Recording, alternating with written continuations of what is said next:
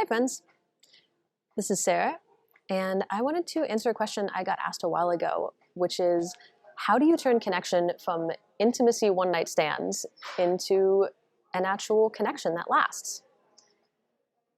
I love this because I'm very familiar with the intimacy one-night stand kind of connection, which is anytime we go into some sort of deep emotional connection.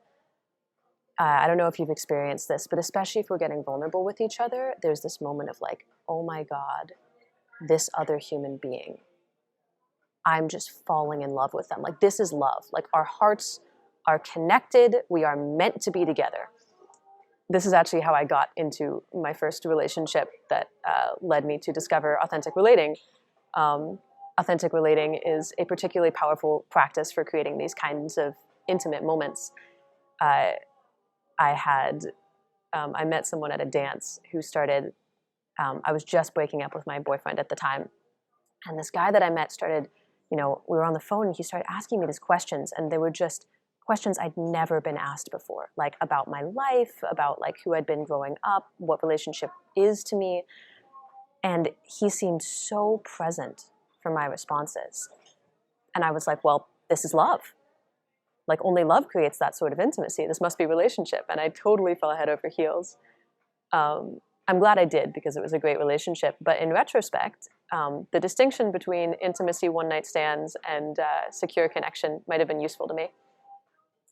And the reason is that the feeling of connection does not always mean the reality of connection. There's a difference between shared humanity and shared personality. And a lot of that has to do with values and the way we respond to different things.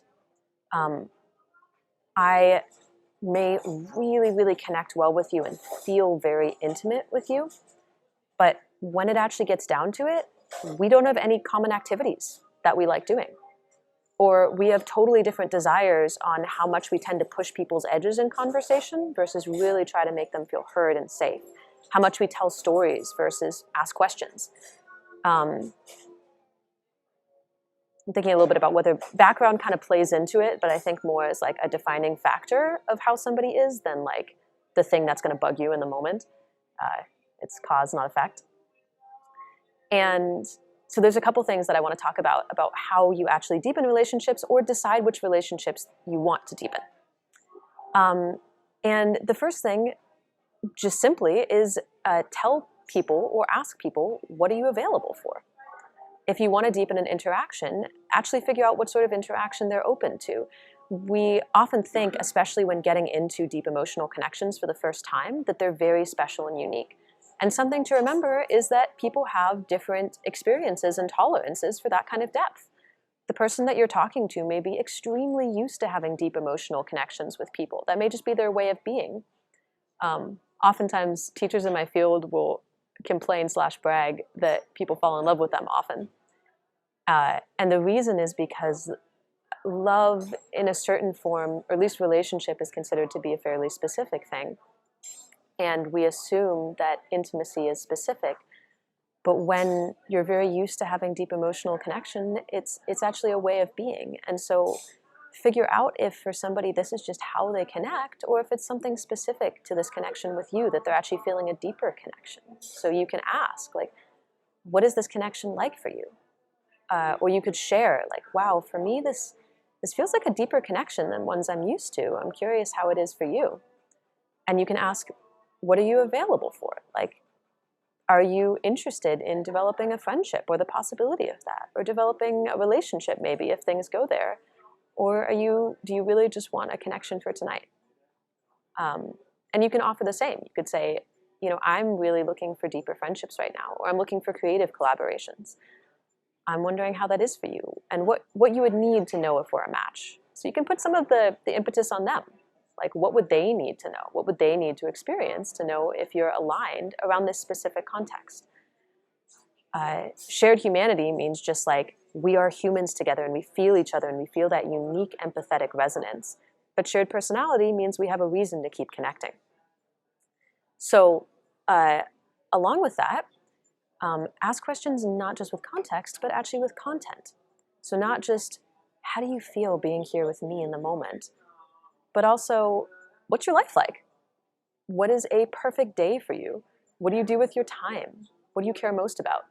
What do you want to be when you grow up? These kinds of questions to really find out who somebody is and what they value. Look a little bit more even for the differences than the similarities, although the similarities can be equally beautiful to find and share. And along with that, notice what happens when you share different things. What are the response patterns of the other person? If you ask a question or tell a story or share your feelings, or especially if you share feedback, what do they do? These are really important cues to see how you're going to get along together. Although I often find that first impressions may not, they tell me something about the person, but what tells me more is how the person attunes to me. And if we're not aligned with each other, can I speak like, hey, you know, after I ask a question, I'd love if you could, after I share a story, could you ask me a follow-up question? Or how was that for you? You know, do they launch into another story of their own, or do they share impact? I may want one or the other, but actually getting clear on which works for me and the patterns of interaction that I want, that's kind of key. And the last thing is to find the follow-up. I think one reason that connections don't go anywhere is that we don't ask them to. Neither person takes initiative to actually keep the connection going. Especially in male-female relationships, oftentimes I may expect that the other person is going to take the lead. They're going to reach out to me. Or I'm playing the game of like, I can't reach out first because that shows I want something. Well, if I want connection, of course I want something. And if I want the other person to reach out to me and they're not doing it, I could even just let them know that. Like, hey, I'd love to hang out with you again, but I feel like if I reach out, it's going to communicate too much interest. So could you ask me to do something? It's a sneaky way of getting around it. Just make sure that there's a next step. And also make sure there's a next step in an area that you actually want something in. So one of the problems I have is I have too many possible connections. I feel that intimacy of connection a lot, but I don't, it has to be like a hell yes to translate into something that's more than just the one night stand. Not actual one night stands, usually, but like into more than a conversation. So for me, like I've figured out what things I want partnership in. And oftentimes it's like working out. Like, you know, I'd love a partner to go bouldering with or hiking with. I'd love someone to co-work with. I'd love someone to like just sit down with me and like, let's talk through our ideas together.